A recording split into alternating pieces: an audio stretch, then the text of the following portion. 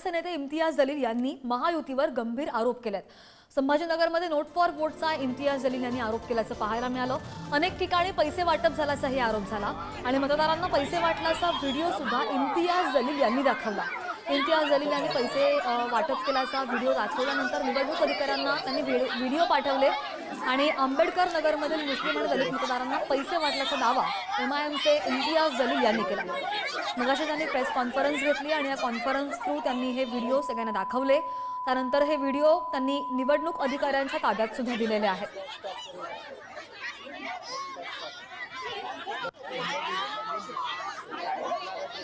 आणि हा एकच त्यामुळे गोंधळ उडाला। मतदारांना पैसे वाटल्याचा व्हिडिओ दाखवत त्यांनी हा आरोप केला।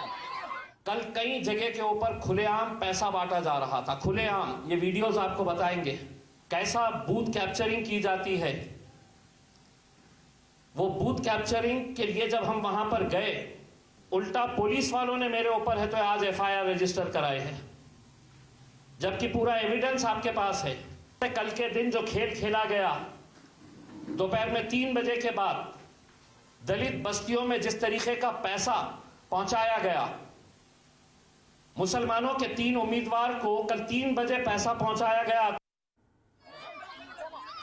आणि जलील यांनी जे आरोप केलेले आहेत त्या आरोपांवर संभाजीनगरच्या जिल्हाधिकाऱ्यांनी प्रतिक्रिया दिली आहे, पाहूया। वारंवार आव्हान केलेलं आहे।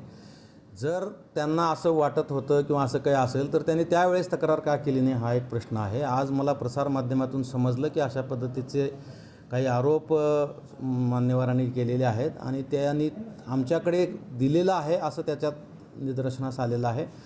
जर त्यांनी काही दिलं असेल आमच्या आचारसंहिता कक्षाकडे किंवा निवडणूक विभागाकडे तर त्याची निश्चित छाननी केली जाईल। परंतु मी स्पष्टपणे आपल्या निदर्शनास आणून देऊ इच्छितो की असा प्रकार कुठेही शहरामध्ये झालेला नाही आहे। आमची संपूर्ण यंत्रणा सतर्क होती। 18, 19 आणि 20 हे 3 दिवस